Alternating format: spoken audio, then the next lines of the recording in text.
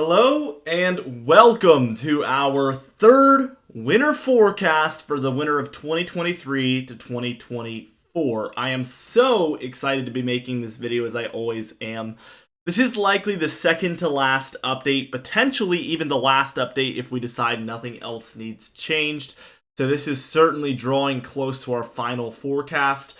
Before we dive into things, be sure to check out Prestige Weather in the description and pinned comment down below, which is our brand new weather consulting company. We do weekly consulting calls and other consulting services for both businesses and individuals alike, and it's only $5 a month. Absolutely killer deal. And also, we do early access. This video in particular was an early access video over there, which has been available to them for weeks now. We also have our snowfall forecast available there exclusively, and our when to expect your first snowfall video. So be sure to check it out today, again in the pinned comment and description down below. Let's dive into things, and we're starting out with our temperature forecast here. And as you can see, we do expect above normal temperatures out west still. This has been a big feature that we've been expecting for a while. Both our analogs and our model guidance all suggest that this is going to be the case, so we are highly confident in a warmer than normal west overall. And we actually do have a second layer, and this is where we're even more confident, and that's going to be pretty exclusive for the Northwest. So Northern California, Northern Nevada, Northern Utah, portions of Idaho, Montana, Washington, and Oregon as well in there for our highly confident above normal temperature region. So this is surely what we expect to occur here. And you notice the central and the eastern states are looking pretty empty here. Let's fill that in, and as you can see, below average temperatures expected from the plains, both the northern, central, and southern plains there, and you take that eastward, and everybody within there we do expect to see below average temperatures. Now, as we add our second layer here, you can see that we feel pretty confident here from the northern plains through the upper Midwest, Great Lakes, Ohio Valley, into the mid-Atlantic, and even the Northeast here for these below average temperatures. It should be a very, very cold one. This warm pattern out west highly encourages colder temperatures to move into the east, and we call this a positive PNA. So I'm going to draw a positive there so you guys remember, and that is basically just called the Pacific North American Oscillation, and all that means is warmer or colder temperatures out west. So it's positive if it's warmer, it's negative if it's colder. What ends up happening here is that these warmer temperatures force this cold air to move into the eastern states, and we see this time and time again happening. It's happened all fall time long. We saw it back in June as well during the summer. So this has been a strong driving teleconnection for the pattern, and we don't expect that to end anytime soon. I think that this is going to really encourage cold air to move into the east.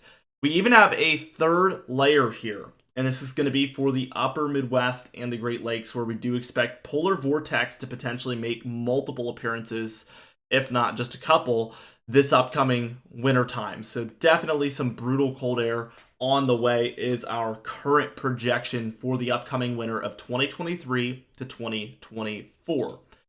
Keep in mind, as you know, warmer temperatures encourages below average snowfall potentially. Doesn't always mean that, but that is a indicator. And colder temperatures encourage more snowfall because the temperatures are more likely to be below freezing as storms move through. That could mean more snowfall. Keep that in mind. Again, we do have that snowfall forecast exclusively available on Prestige Weather right now in the description and pinned comment down below. But that video will be out in a week or two, so be on the lookout for that either way.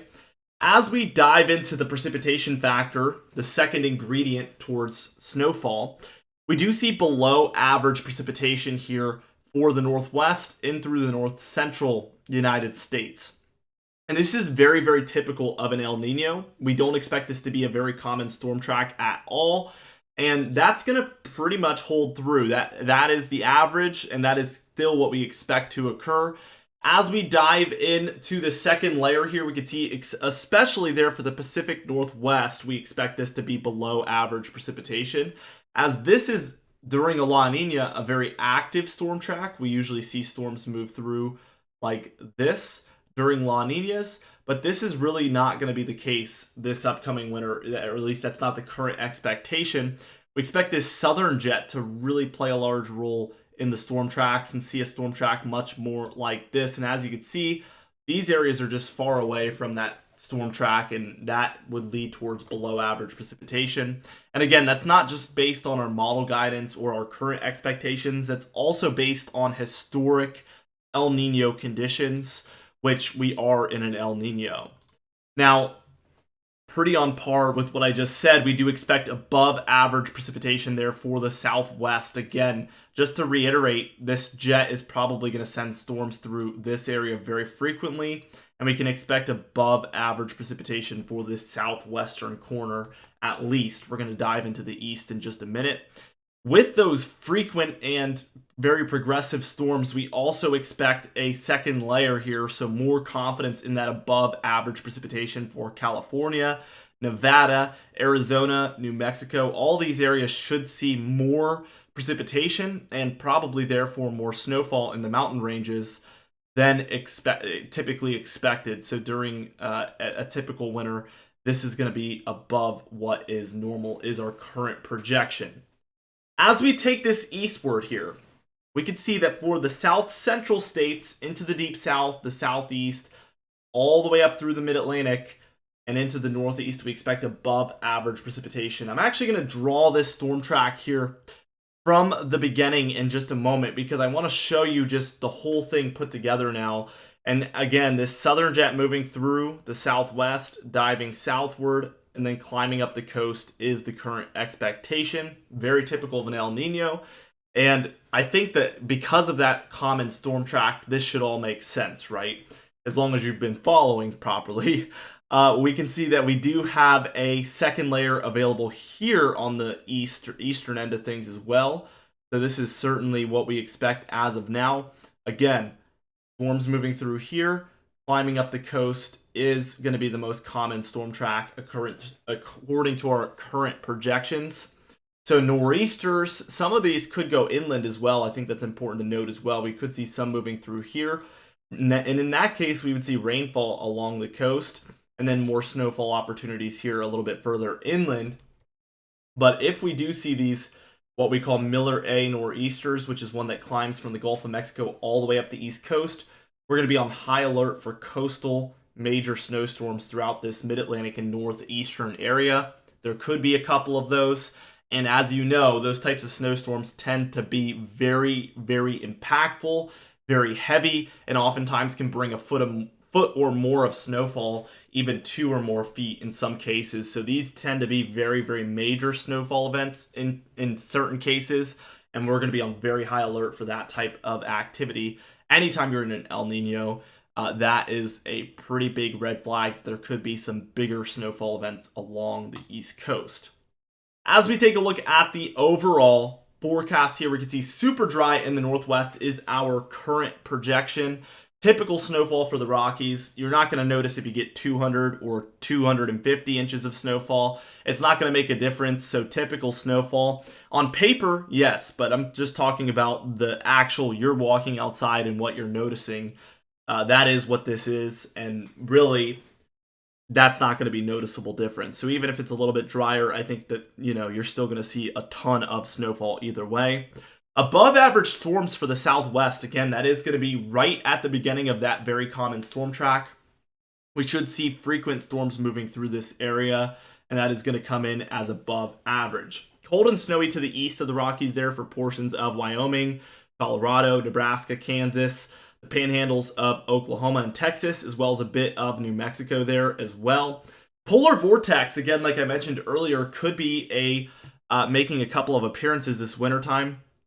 That would bring severely below normal temperatures with it for pretty prolonged periods of time as well. And that can happen at any point between December and March. So we're going to be watching very, very closely for that.